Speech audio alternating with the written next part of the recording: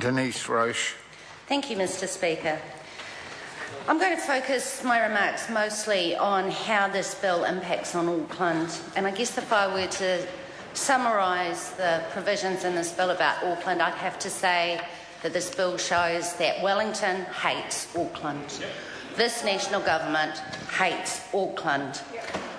Having dismantled democracy in Canterbury, having ripped the guts out of local government and the Local Government Act, having forced the amalgamation of Auckland, this government is now set to slip through another piece of legislation that enshrines the power of the government to interfere in local government.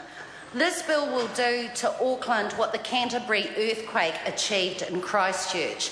That is the handing over of power and control of the future development of the city to the national government's agents. It's outrageous that this bill allows the government to appoint the hearings commissioners who will hear the first Auckland unitary plan, the combined plan. And just to remind the House, that combines the regional policy statements, regional plan, city and district plans and regional coastal plans. And these hearings commissioners also set the terms of reference for the whole plan. And we've seen this before from this government. When they forced through the amalgamation of Auckland and they put that legislation in place, they also set up 7 council-controlled organisations, and they appointed the directors of those CCOs. One of them was Auckland Investments, who oversaw the board of the Ports of Auckland. And the Ports of Auckland, I remind the House, has seen the worst industrial dispute on the wharves at Auckland since the 1951 lockout. That's what happened when this government appoints its cronies to positions of power. This bill once again allows the government to meddle and interfere in Auckland. It includes the provision that the Ministry for the Environment will audit the plan's economic and environmental analysis before the plan, the combined plan, can be accepted. It's another example of the government parachuting in their people. The government makes no apology that this bill once more reduces citizen participation in local government issues, once more aimed at reducing local democracy. The regulatory impact statement says it really baldly. It says the bill will provide greater central government direction on resource management. So this bill and its impact on Auckland is the streamlining process for the Auckland plan.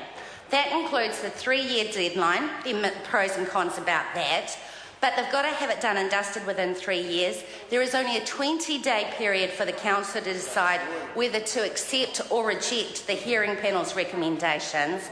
And then there's a whole raft of very complicated processes that have to happen if they do reject it. Oh, and then there's also the provisions in the bill about unilaterally deciding to cut submitters from the process.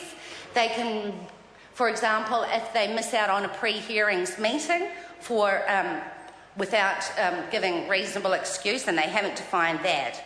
It sets out to punish councils in New Zealand with penalties if councils don't get the resource consents through in the 6-month time period. And that is despite whatever the size of the project is. Given the deregulation that occurred in the 1980s and the whole leaky building saga that councils and the government have had to deal with in the decades since, one would think it would be fairly short-sighted to introduce legislation that once more means that we won't be taking care with how developments proceed and what kind of restraints we should have on them. I guess to sum up, the Greens will be opposing this bill because it weighs heavily in favour of developers and does not give enough recognition or care for future generations in the development of our cities. Maggie Berry. Thank you, Mr. Speaker. I rise to speak with pleasure to the Resource Management Reform Bill 2012. This, Mr. Speaker, is the second piece